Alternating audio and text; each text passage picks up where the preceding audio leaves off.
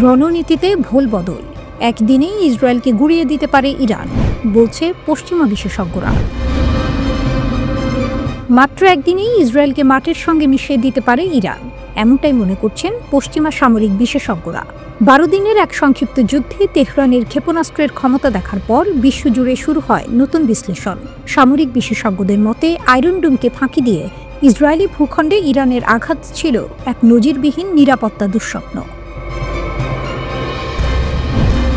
সাবেক মার্কিন সেনা কর্মকর্তা কর্নেল ডগলাস ম্যাকগ্রেগর জোর দিয়ে বলেছেন, ইরানের কাছে যে বিপুল ক্ষেপণাস্ত্র ভাণ্ডার আছে তা দিয়ে শত্রুর মোকাবিলা করার জন্য তারা প্রস্তুত। তিনি মনে করেন, ইরান যুদ্ধ শুরু করতে না চাইলেও তাদের সামরিক সক্ষমতা যথেষ্ট উল্লেখযোগ্য। অন্যদিকে কৌশলগত তুর্কি বিশেষজ্ঞ ইব্রাহিম কালাশ আরও কড়া মন্তব্য করেছেন। তিনি বলেন, ইরান ইসরায়েলের গর্বের আয়রন ডোমকে একটি ড্রেনে পরিণত করেছে। এই সামরিক বিশেষজ্ঞ বিশ্বাস করেন, 12 দিনের যুদ্ধ ইসরায়েলের সেই আধিপত্য ভেঙে দিয়েছে যেখানে তারা নিজেদের বিশ্বের সবচেয়ে নিরাপদ অঞ্চল বলে মনে করত। ইসরায়েলের প্রতিরক্ষা ব্যবস্থা ইরানের ভয়াবহ আক্রমণ প্রতিহত করতে অক্ষম। নেতানিয়াহু ছিলেন আতঙ্কে। অবসরপ্রাপ্ত মিশরীয় জেনারেল সামির ফারাজ আরব মিডিয়ার সঙ্গে সাক্ষাৎকারে জোর দিয়ে বলেছেন, ওই যুদ্ধে ইরানই ছিল বেশি কার্যকর। তিনি বলেছেন, কেবল ইরানই প্রথমবারের মতো ইহুদি বসতি স্থাপনকারীদের প্রকৃত ভয়ের স্বাদ দিতে সক্ষম হয়। জেনারেল ফারাজ আরও জানান, ইরানের সামরিক শক্তি ইহুদিদের প্রথমবারের মতো টানা কয়েকদিন আশ্রয় কেন্দ্রে কাটাতে বাধ্য করেছিল। এমনকি ইরানি ক্ষেপণাস্ত্রের ভয়ে প্রধানমন্ত্রী বেনিয়ামিন নেতানিয়াহু সহ ইসরায়েলি কর্মকর্তারাও আশ্রয় কেন্দ্রে পালিয়ে যেতে বাধ্য হয়েছিল। নতুন হাইপারসনিক আতঙ্ক। তবে আসল উদ্বেগ শুরু হয়েছে ইরানের নতুন অ্যাপোক্যালিপটিক হাইপারসনিক ক্ষেপণাস্ত্র নিয়ে। এটিই হলো বর্তমান সামরিক আলোচনার মূল উপাদান। পশ্চিমা সামরিক বিশেষজ্ঞরা সতর্ক করে বলেছেন, ফাত্তা সিরিজের এই ক্ষেপণাস্ত্রগুলো তৈরি হয়েছে আয়রন ডোমের মতো উন্নত বিমান প্রতিরক্ষা ব্যবস্থাকে ভেদ করার জন্য।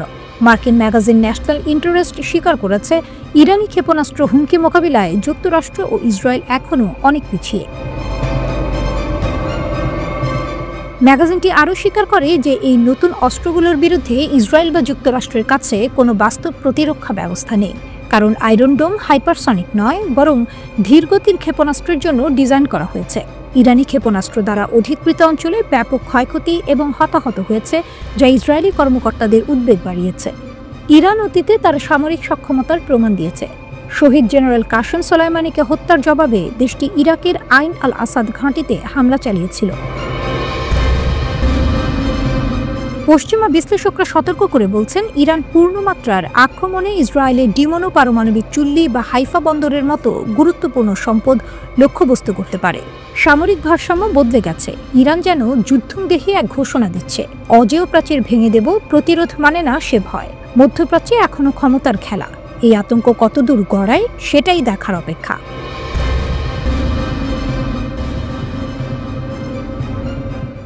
গোপন যুদ্ধ। তেহরানি মোসাদের জালে আইআরজিসির আঘাত। 2000 ক্ষেপণাস্ত্র নিয়ে ইসরায়েলের বিরুদ্ধে ইরানের চূড়ান্ত প্রস্তুতি। মধ্যপ্রাচ্য জুড়ে ইসরায়েল এবং ইরানপন্থী অক্ষের মধ্যে ছায়াযুদ্ধ এখন সরাসরি সংঘর্ষের দিকে মোড় নিচ্ছে।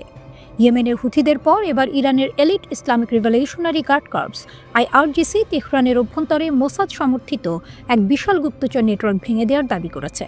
এই ঘটনা ঘটেছে এমন এক সময়ে যখন মার্কিন সংবাদ মাধ্যম রিপোর্ট করছে যে ইরান ও ইসরায়েলের মধ্যে একটি সর্বাত্মক যুদ্ধ আসন্ন।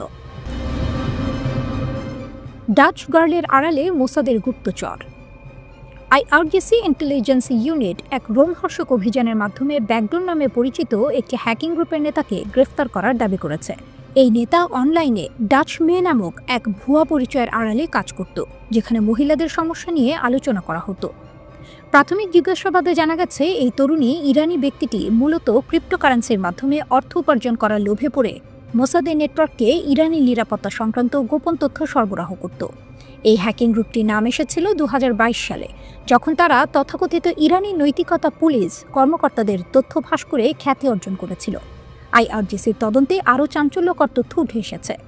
ব্যাকডোর শুধু একা নয়, এটি ছিল ল্যাব ডুকটেগান নামে ইসরায়েলপন্থী একটি আরও বিপজ্জনক গুপ্তচর নেটওয়ার্কের অংশ। এই নেটওয়ার্কটি গর্ব করে টেলিগ্রামে তথ্য দিত যে তারা ইরানের অভ্যন্তরের লক্ষ্যবস্তুতে গোয়েন্দা তথ্য সংগ্রহ করেছে। তেহরানের অভ্যন্তরে ইসরায়েলি গোয়েন্দাগিরির এই বিশাল জাল উন্মোচিত হওয়ায় পরিস্থিতি এখন বিস্ফোরণোন্মুখ। হুথিদের ডাবল স্ট্রাইক, মার্কিন সৌদি যোগসাজশ। তেহরানের এই ঘোষণার একদিন আগেই ইয়েমেনি হুথিরা একটি আরও বৃহত্তর গুপ্তচর নেটওয়ার্ক উন্মোচনের দাবি করে আন্তর্জাতিক মহলে আতঙ্ক সৃষ্টি করেছিল। তারা সরাসরি মার্কিন সিআইএ, ইসরায়েলের মোসাদ এবং সৌদি আরবের জেনারেল ইন্টেলিজেন্স প্রেসিডেন্সিকে গুরুত্বপূর্ণ তথ্য চুরির জন্য এই কথিত গুপ্তচর নেটওয়ার্ক ব্যবহারের অভিযোগ এনেছে। ইরান ও হুথিদের এই পরপর গুপ্তচর নেটওয়ার্ক উন্মোচনের দাবি প্রমাণ করে যে এই ইরানপন্থী অক্ষটি ইসরায়েলি গোয়েন্দা কার্যক্রমকে এখন একটি সর্বাত্মক হুমকি হিসেবে দেখছে এবং এর বিরুদ্ধে সমন্বিতভাবে পাল্টা আঘাত হানছে। ইরানের চূড়ান্ত শক্তি, 2000 ক্ষেপণাস্ত্রের প্রস্তুতি। এই সমস্ত ঘটনার চূড়ান্ত পরিণতি কী হতে পারে তা নিয়ে এখন বিশ্বজুড়ে জল্পনা। দ্য নিউ ইয়র্ক টাইমসের রিপোর্ট বলছে, মধ্যপ্রাচ্যের বিশেষজ্ঞ ও কর্মকর্তাদের উদ্ধৃতি অনুসারে ইসরায়েল ও ইরানের মধ্যে একটি নতুন যুদ্ধ আসন্ন। ইরানের শক্তি, অস্ত্র বিশেষজ্ঞরা ফাঁস করেছেন যে ইরান তাদের ক্ষেপণাস্ত্র উৎপাদন কর্মসূচি 24 ঘন্টা ত্বরান্বিত করছে। ইরান এখন একযোগে 2000 ক্ষেপণাস্ত্র নিক্ষেপ করার ক্ষমতা বিকাশের জন্য রাত দিন কাজ করছে। জুনে ইরানের পারমাণবিক স্থাপনায় ইসরায়েলের ব্যর্থ হামলার পর তেহরান এই ক্ষেপণাস্ত্র সক্ষমতাকে তাদের প্রতিরোধের চূড়ান্ত গ্যারান্টি হিসেবে দেখছে। গুপ্তচর নেটওয়ার্ক উন্মোচন এবং ক্ষেপণাস্ত্রের এই বিপুল প্রস্তুতি, এই দুই ঘটনা ইঙ্গিত দিচ্ছে যে ইরান সরাসরি সংঘাতের জন্য প্রস্তুত। ইসরায়েল যদি কোনো উস্কানি দেয় তবে ইরান প্রস্তুত এই অঞ্চলে আগুন ছড়ানো 2000 ক্ষেপণাস্ত্র নিক্ষেপ করে জবাব দিতে। মধ্যপ্রাচ্য এখন এক পারমাণবিক স্ফুলিঙ্গের অপেক্ষায়।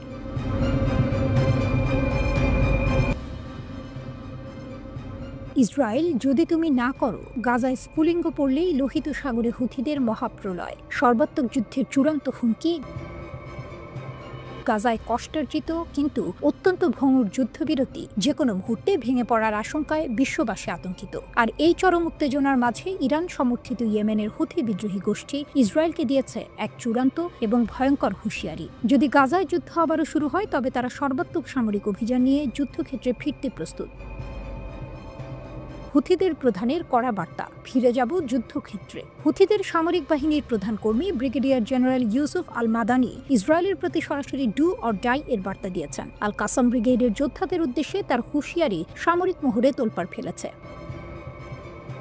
যদি শত্রু গাজায় আবার যুদ্ধ শুরু করে তাহলে আমরা সামরিক অভিযান পরিচালনা করে যুদ্ধক্ষেত্রে ফিরে যাব। আমরা আমাদের প্রতিশ্রুতি রক্ষা করব এবং আপনার পাশে থাকব, যাই হোক না কেন। এই ঘোষণা শুধু ফিলিস্তিনিদের প্রতি সংহতি নয়, বরং এটি ইসরায়েলের উপর শর্ত আরোপ করার একটি কৌশল। গাজার সংঘাতের হ্রাস এখন কার্যত লোহিত সাগরের নিরাপত্তা এবং ইয়েমেনের হুথিদের হাতেও চলে এসেছে। কৌশলগত লোহিত সাগরে নৌ অবরোধ হুথিদের শক্তির মূল কেন্দ্র এখন আর শুধু ইয়েমেনের স্থলভাগ নয়, বরং কৌশলগতভাবে গুরুত্বপূর্ণ লোহিত সাগর। 2023 সালের 7 অক্টোবরের পর হুথিরা ইসরায়েল সংযুক্ত জাহাজ এবং অন্যান্য পশ্চিমা সংযুক্ত জাহাজকে লক্ষ্য করে একের পর এক হামলা চালিয়েছিল। তাদের উদ্দেশ্য ছিল স্পষ্ট, ইহুদি রাষ্ট্রের উপর নৌ অবরোধ চাপিয়ে দেয়া। হুথিদের এই পদক্ষেপ আন্তর্জাতিক জাহাজ চলাচল রুটকে পঙ্গু করে দিয়েছিল, যার ফলে বিশ্ব বাণিজ্য রুট ঘুরিয়ে দিতে বাধ্য হয়। এই ঘটনা প্রমাণ করে যে তাদের হাতে থাকা দূরপাল্লার ড্রোন এবং ক্ষেপণাস্ত্রগুলি কতটা কার্যকর এবং বিপজ্জনক। মার্কিন সমর্থিত ট্রুসের পর হামলা থামলেও আল মাদানির বার্তা পরিষ্কার ইঙ্গিত দিচ্ছে যে যুদ্ধ ফিরলে লোহিত সাগর আবারও বৈশ্বিক বাণিজ্যের জন্য অগ্নিগর্ভ হয়ে উঠবে। হুথিরা এখন যে কোনো মুহূর্তে বিশ্ব অর্থনীতিতে বিপর্যয় ডেকে আনার ক্ষমতা রাখে। হুথিদের শক্তি আগের চেয়েও শক্তিশালী। হুথি প্রধান আব্দুল মালিক আল হুথির মন্তব্য তাদের সামরিক সক্ষমতার আত্মবিশ্বাসকে তুলে ধরে। ইসরায়েলের সাথে পূর্ববর্তী সংঘাতের রাউন্ড থেকে ইয়েমেনিরা আগের চেয়ে আরও শক্তিশালী হয়ে উঠেছে। এই মন্তব্যের পেছনে কারণ রয়েছে। ইরান সমর্থিত এই গোষ্ঠীটি ড্রোন এবং গাইডেড মিসাইল প্রযুক্তিতে ব্যাপক উন্নতি করেছে। তাদের হাতে এমন সব অস্ত্র রয়েছে যা হাজার হাজার কিলোমিটার দূরে ইসরায়েলের ভূখণ্ডে আঘাত হানতে সক্ষম। ইয়েমেন থেকে ইসরায়েলে বেশ কয়েকটি হামলা প্রমাণ করেছে যে তাদের সামরিক অভিযান চালানোর ক্ষমতা কোনো আঞ্চলিক শক্তির চেয়ে কম নয়। আল হুথির চূড়ান্ত আহ্বান, শত্রু এবং তার সহযোগীদের সাথে পরবর্তী সংঘাতের জন্য প্রস্তুতি চালিয়ে যাওয়ার প্রয়োজন। এটি ইঙ্গিত দিচ্ছে এই গোষ্ঠী একটি দীর্ঘমেয়াদী সামরিক সংঘাতের জন্য প্রস্তুত। তারা ইসরায়েলের বিরুদ্ধে প্রতিরোধের একটি অনিবার্য অংশ বলেও মনে করে। ইসরায়েলের হাতে এখন চরম সিদ্ধান্ত, গাজায় যুদ্ধবিরতি বজায় রাখা নাকি হুথিদের দেয়া এই শর্তকে উপেক্ষা করে লোহিত সাগর এবং আঞ্চলিক স্থিতিশীলতাকে চরম বিপদের মুখে ঠেলে দেয়া। যুদ্ধের দামামা, ভেনেজুয়েলার হুঙ্কার। ক্যারিবিয়ান সাগর বন্ধের হুমকি, হঠাৎ সামরিক সজ্জা, রাতের আধারে রণক্ষেত্রের পথে 2 লাখ সৈন্য। মার্কিন যুক্তরাষ্ট্রের সঙ্গে চরম উত্তেজনার আবহে এমনটাই ঘোষণা করেছে ভেনেজুয়েলা। ক্যারিবিয়ান সাগর এখন যেন বারুদের স্তূপ। ভয়ঙ্কর এক আন্তর্জাতিক সংঘাতের আশঙ্কা তৈরি হয়েছে। ভেনেজুয়েলার সরকার বলেছে, যুক্তরাষ্ট্রের যে কোনো ধরনের আগ্রাসন বা সামরিক হামলা ঠেকাতে তারা তাদের সশস্ত্র বাহিনীকে প্রস্তুত রাখছে। ডোনাল্ড ট্রাম্প গত জানুয়ারিতে মার্কিন প্রেসিডেন্ট হিসেবে দ্বিতীয় মেয়াদে দায়িত্ব নেওয়ার পর থেকে ভেনেজুয়েলা ও যুক্তরাষ্ট্রের মধ্যে উত্তেজনা বৃদ্ধি পেয়েছে। যুক্তরাষ্ট্রের প্রতিরক্ষা দপ্তর পেন্টাগন নিশ্চিত করেছে, জেরাল্ড আর ফোর্ড নামের বিমানবাহী রণতরীটি ক্যারিবীয় সাগরে পৌঁছেছে। এতে যুদ্ধ বিমান ছাড়াও অন্তত 4000 নাবিক রয়েছেন। যুক্তরাষ্ট্র সরকার প্রশিক্ষণ মহড়া ও অন্যান্য সামরিক কার্যক্রমের কথা বলে ক্যারিবীয় সাগরের কাছাকাছি এলাকাগুলোয় সেনা উপস্থিতি বৃদ্ধি করেছে। এসব অঞ্চলের মধ্যে রয়েছে Puerto Rico, El Salvador, Panama এবং ট্রিনিদাদ ও টোবাগো। ভেনেজুয়েলার প্রতিরক্ষামন্ত্রী ভ্লাদিমির পেড্রিনো লোপেজ জাতির উদ্দেশ্যে এক কঠোর বার্তা দিয়েছেন। তিনি ঘোষণা করেছেন, স্বাধীনতা পরিকল্পনা এর অধীনে এই সামরিক মহড়া শুরু হয়েছে। এটি কেবল রুটিন মহড়া নয়, এবার উল্লেখযোগ্যভাবে স্তর বৃদ্ধি করা হচ্ছে। স্থল, নৌ ও বিমান বাহিনী, এমনকি সকল প্রকার ক্ষেপণাস্ত্র ব্যবস্থাও মোতায়েন হচ্ছে। তিনি একে উচ্চতর পর্যায় বলে উল্লেখ করেছেন। সৈন্যরা তাদের ব্যারাক ছেড়ে রাস্তায় নেমে এসেছে, মিলিশিয়ারাও প্রস্তুত। দেশটির দাবি, মাদক পাচারকারী ও সশস্ত্র সন্ত্রাসী গোষ্ঠীর হুমকির বিরুদ্ধে এই ব্যবস্থা। কিন্তু আসল লক্ষ্য যে মার্কিন যুক্তরাষ্ট্রের আগ্রাসন, তা কারোরই বুঝতে বাকি নেই। ক্যারিবিয়ান সাগর হবে বন্ধ, মন্ত্রীর কথায় স্পষ্ট হুমকি। পেড্রিনো লোপেজ সরাসরি সতর্ক করেছেন, আমেরিকা চেষ্টা করলে ক্যারিবীয় সাগর বন্ধ করে দেওয়া হবে। এটি কেবল একটি হুমকি নয়, এটি হলো আঞ্চলিক ক্ষমতার ভারসাম্য বদলে দেওয়ার এক বজ্রধ্বনির মতো বার্তা। ভেনেজুয়েলা মনে করছে, ওয়াশিংটন ক্যারিবিয়ান অঞ্চলে ঘৃণা, শ্রেষ্ঠত্ববাদ এবং সামরিক শক্তি ব্যবহার করে তাদের স্বার্থ সিদ্ধি করতে চাইছে। তারা কঠোর প্রতিক্রিয়ার জন্য প্রস্তুত। 90% মানুষের সমর্থন, মাদুরো সরকারের দাবি, দেশের জনগণ তাদের পাশে। প্রতিরক্ষামন্ত্রী জোর দিয়ে বলেছেন, ভেনেজুয়েলার বিরুদ্ধে যে কোনো আগ্রাসনের বিরুদ্ধে 90%-এরও বেশি মানুষের স্পষ্ট প্রত্যাখ্যান আছে। এই বিপুল জনসমর্থনই তাদের আসল শক্তি। যারা এই সংঘাতকে সমর্থন করে, মন্ত্রী তাদের জাতীয়তা হারানো ফ্যাসিবাদী গোষ্ঠী বলে আখ্যা দিয়েছেন। দেশের অভ্যন্তরেও বিভেদ দূর করার চেষ্টা চলছে। মন্ত্রী আরও উল্লেখ করেন, মার্কিন সামরিক বাহিনী আজকাল ভাড়াটে খুনি হিসেবে ব্যবহৃত হচ্ছে। ক্যারিবিয়ান অঞ্চলে তারা অরক্ষিত মানুষকে হত্যা করছে, যা আন্তর্জাতিকভাবে প্রত্যাখ্যানের মুখোমুখি হয়েছে। ভেনেজুয়েলা এই অবৈধ পদক্ষেপের বিরুদ্ধে লড়াই করতে বদ্ধপরিকর। ভেনেজুয়েলার সশস্ত্র বাহিনী মাদুরোর প্রতি সমর্থন জানিয়েছে, বলেছে তারা যুক্তরাষ্ট্রের যে কোনো হামলার বিরুদ্ধে প্রতিরোধ গড়ে তুলবে। তবে বার্তা সংস্থা রয়টার্সের প্রতিবেদনে বলা হয়েছে, ভেনেজুয়েলা সরকার সশস্ত্র বাহিনীর সদস্যদের জন্য পর্যাপ্ত খাবার ও সরঞ্জাম সরবরাহে হিমশিম খাচ্ছে।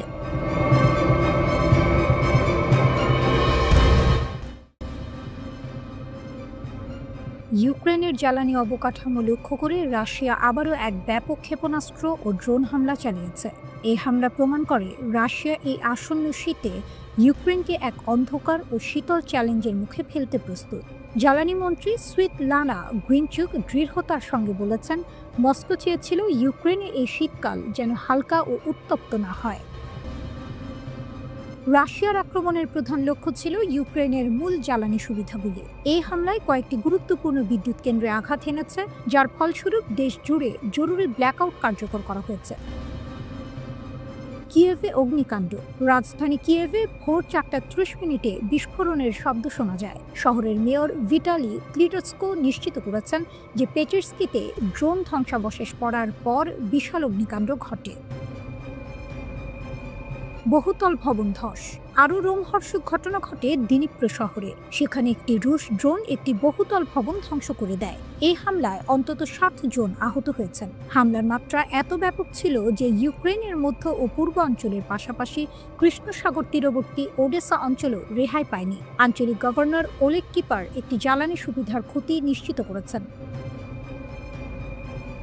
মস্কোর কৌশল। ইউক্রেনকে দুর্বল করার ক্ষমতা। সাম্প্রতিক মাসগুলোতে মস্কো ইউক্রেনের জ্বালানি অবকাঠামোকে লক্ষ্য করে তাদের হামলা জোরদার করেছে। এই ব্যাপক হামলা মস্কোর বিশাল সামরিক শক্তি ও সক্ষমতার প্রমাণ দেয়। বিশেষজ্ঞরা সতর্ক করছেন, শীতকাল ঘনিয়ে আসার সঙ্গে সঙ্গে এই কৌশল ইউক্রেনের জন্য তাপের ঘাটতিজনিত এক গুরুতর ঝুঁকি তৈরি করতে পারে। প্রাকৃতিক গ্যাস সাধারণ মানুষের ঘর গরম রাখার জন্য অপরিহার্য। বারবার ক্ষেপণাস্ত্রের আঘাতে লক্ষ্যবস্তু হচ্ছে। রাশিয়ার লক্ষ্য স্পষ্ট, ইউক্রেনের জনগণকে শীতে দুর্বল করে দেয়া। রাশিয়া চাইছে এই প্রচণ্ড ঠান্ডায় মানুষ সরকারের ওপর চাপ সৃষ্টি করুক। কিয়েভের পাল্টা জবাব, তেলের মজুদ ও রিফাইনারিতে আঘাত। তবে ইউক্রেন বসে নেই। মস্কোর এই হামলার পাল্টা জবাবে কিয়েভও রাশিয়ার ভূখণ্ডের গভীরে আঘাত হেনেছে। টার্গেট রাশিয়ান রিফাইনারি এবং তেলের মজুদগুলিতে আঘাত হানাই ছিল ইউক্রেনের কৌশল। উদ্দেশ্য, এই ইউক্রেনীয় হামলার প্রধান উদ্দেশ্য হল রাশিয়ার জ্বালানি রপ্তানি রোধ করা এবং যুদ্ধের লজিস্টিক ব্যবস্থা বিপর্যস্ত করে দেয়া। ইউক্রেনীয় বিমান বাহিনীর তথ্য অনুযায়ী রাশিয়া মোট ৪৫টি ক্ষেপণাস্ত্র নিক্ষেপ করে, যার মধ্যে মাত্র ৯টি প্রতিহত করা সম্ভব হয়েছে। একই সঙ্গে প্রায় ৪৫০টি ড্রোনও ছোড়া হয়। ২৬টি ক্ষেপণাস্ত্র ও ৫২টি আঘাতকারী ড্রোন ২৫টি স্থানে আঘাত হেনেছে, বিমান বাহিনী জানায়। হামলাগুলোর বেশিরভাগই ঘটেছে কেন্দ্রীয় পোলতাভা ও ডিপ্লো পেট্রোভস্ক অঞ্চলে, পাশাপাশি রাজধানী কিয়েভেও। শত্রু আবারও ইউক্রেনের জ্বালানি অবকাঠামোর ওপর ব্যাপক হামলা চালাচ্ছে, বলেন দেশটির জ্বালানি মন্ত্রী সভিতলানা গ্রিনচুক। একদিকে রাশিয়া যখন ইউক্রেনের জ্বালানি গ্রিডকে পঙ্গু করে দিচ্ছে, অন্যদিকে ইউক্রেনও রাশিয়ার অর্থনীতির শিরায় আঘাত হানার ক্ষমতা দেখাচ্ছে। এই লড়াই এখন শুধু ফ্রন্ট লাইনে নয়, বরং তাপ এবং বিদ্যুতের সরবরাহ লাইনেও চলছে। সামনে কঠিনতম শীত। ইউক্রেনের জ্বালানি মন্ত্রী নাগরিকদের আশ্বস্ত করেছেন যে গ্রিড স্থিতিশীল হলেই বিদ্যুৎ ফিরে আসবে। কিন্তু রাতভর জারি থাকা ব্যালিস্টিক ক্ষেপণাস্ত্র আক্রমণের সতর্কতা এবং ব্যাপক ধ্বংসলীলা এক গভীর অনিশ্চয়তা সৃষ্টি করেছে। এই শীতে ইউক্রেনের জনগণকে চরম ঠান্ডার বিরুদ্ধে যুদ্ধ করতে হবে, আর এটাই হবে এই সংঘাতের সবচেয়ে রোমহর্ষক অধ্যায়। ইসরায়েলের সঙ্গে সম্পর্ক। ট্রাম্পের ফাঁদ থেকে বাঁচতে $১০০ কোটি অস্ত্র চুক্তির দিকে ঝুঁকছেন এমবিএস। আগামী সপ্তাহে ওয়াশিংটন ডিসিতে সৌদি যুবরাজ মোহাম্মদ বিন সালমান যাচ্ছেন এক রুদ্ধশ্বাস বৈঠকে। একদিকে মার্কিন প্রেসিডেন্ট ডোনাল্ড ট্রাম্পের চাপ, ইসরায়েলের সঙ্গে সম্পর্ক স্বাভাবিক করার আব্রাহাম চুক্তিতেই সই করতে হবে। অন্যদিকে রয়েছে ফিলিস্তিন ও গোটা আরব বিশ্বের জনগণের চোখ। মার্কিন প্রেসিডেন্ট ডোনাল্ড ট্রাম্প আশা করছেন ২০২০ সালের আব্রাহাম চুক্তিতে সংযুক্ত আরব আমিরাত, বাহরাইন ও মরক্কোর পর খুব শিগগিরই সৌদি আরব যোগ দেবে। ট্রাম্পের বিশ্বাস, সৌদি আরব সই করলে বাকি মুসলিম দেশগুলোও আসবে। কিন্তু যুবরাজ এমবিএস ওয়াশিংটনকে পরিষ্কার বার্তা পাঠিয়েছেন, তাদের অবস্থান বদলায়নি। সৌদির একমাত্র শর্ত, ফিলিস্তিন রাষ্ট্রের জন্য একটি বিশ্বাসযোগ্য রোডম্যাপ ছাড়া ইসরায়েলের সঙ্গে সম্পর্ক স্বাভাবিক করার কোনো চুক্তি হবে না। মধ্যপ্রাচ্য মার্কিন জাতীয় গোয়েন্দা বিভাগের সাবেক ডেপুটি জোনাথন পানিকফ নিশ্চিত, ফিলিস্তিন রাষ্ট্রের একটি বিশ্বাসযোগ্য পথ নকশা ছাড়া অদূর ভবিষ্যতে ইসরায়েলের সঙ্গে সম্পর্ক স্বাভাবিক করবেন না এমবিএস। রিয়াদ চায় ইসরায়েলকে স্বীকৃতি দেওয়ার যে কোনো পদক্ষেপ হতে হবে একটি নতুন কাঠামোর অংশ, শুধু আব্রাহাম চুক্তির সম্প্রসারণ নয়। ২০২৩ সালের ৭ অক্টোবরের পর গাজায় ইসরায়েলের নৃশংস হামলায় প্রায় ৬৯,০০০ ফিলিস্তিনি নিহত হয়েছেন। এই প্রেক্ষাপট সৌদি আরবের জন্য পরিস্থিতি আরও কঠিন করেছে। ইসলামের জন্মস্থান এবং মক্কা মদিনার রক্ষক হিসেবে সৌদি আরবের পক্ষে এমন সময় ইসরায়েলকে স্বীকৃতি দেওয়া কঠিন। সৌদি আরবের পররাষ্ট্র মন্ত্রণালয় এখন গাজা থেকে ইসরায়েলি বাহিনী প্রত্যাহারের জন্য সুনির্দিষ্ট সময়সীমা, আন্তর্জাতিক সুরক্ষা বাহিনী মোতায়েন এবং ফিলিস্তিনি কর্তৃপক্ষকে ক্ষমতায় ফিরিয়ে আনার দাবি জানাচ্ছে। এসব পদক্ষেপ ছাড়া ফিলিস্তিনি রাষ্ট্র গঠন সম্ভব নয় বলে মনে করেন সৌদি কর্মকর্তারা। এই পরিস্থিতিতে ইসরায়েলের প্রধানমন্ত্রী বেনিয়ামিন নেতানিয়াহু ফিলিস্তিনি রাষ্ট্র প্রতিষ্ঠার ঘোর বিরোধী হওয়ায় সৌদি আরব এখনই ট্রাম্পের দাবি মেনে নেবে এমন সম্ভাবনা নেই বলেই জানিয়েছে রয়টার্সকে দুটি উপসাগরীয় সূত্র। আলোচনা টেবিলে এমবিএস অন্য এক কৌশলে এগোচ্ছেন। তিনি চান না ইসরায়েলের সংবেদনশীল ইস্যুটি বৈঠকের মূল আলোচনাকে ম্লান করে দিক। পরিবর্তে সৌদি কর্মকর্তারা জোর দিচ্ছেন প্রতিরক্ষা সহযোগিতা এবং বিনিয়োগের উপর। ধারণা করা হচ্ছে বৈঠকে সৌদি আরবের জন্য মার্কিন সামরিক সুরক্ষার পরিধি নির্ধারণকারী একটি গুরুত্বপূর্ণ প্রতিরক্ষা চুক্তি চূড়ান্ত হবে। একসময় রিয়াদ ইসরায়েলের স্বীকৃতির বিনিময়ে কংগ্রেস অনুমোদিত সামরিক চুক্তি চেয়েছিল। রিয়াদ একটি সীমিত চুক্তিতে যেতে প্রস্তুত। উদ্দেশ্য ইসরায়েলের সঙ্গে সম্পর্ক স্বাভাবিক করার রাজনৈতিক সংবেদনশীলতা এড়িয়ে প্রথমে নিজেদের জাতীয় নিরাপত্তা নিশ্চিত করা। কারণ ইরানের হুমকি হ্রাস। ইসরায়েলি হামলায় ইরান কৌশলগতভাবে দুর্বল হয়েছে। লেবাননের হিজবুল্লাহ এবং গাজার হামাসও ক্ষতির শিকার। ফলে এমবিএস এখন আর ন্যাটোর মতো প্রতিরক্ষার জন্য মরিয়া নয়। চীনের সঙ্গে ভারসাম্য। পূর্ণ সামরিক চুক্তিতে গেলে চীনের সঙ্গে সৌদি আরবের অর্থনৈতিক ও প্রযুক্তিগত সম্পর্কে নিষেধাজ্ঞা আসতে পারে। এমবিএস চীনকে বাদ দিতে চান না। ফলে রিয়াদ আপাতত একটি সীমিত প্রতিরক্ষা চুক্তি চূড়ান্ত করতে প্রস্তুত, যার মধ্যে থাকবে সামরিক মহড়া বৃদ্ধি, প্রতিরক্ষা সহযোগিতা গভীর করা এবং উন্নত মার্কিন অস্ত্র বিক্রির নিশ্চয়তা। সৌদি কর্মকর্তারা বলছেন, সম্পর্ক স্বাভাবিকীকরণের প্রক্রিয়া অগ্রসর হলে এই সমঝোতা ভবিষ্যতে পূর্ণ চুক্তিতে পরিণত হতে পারে।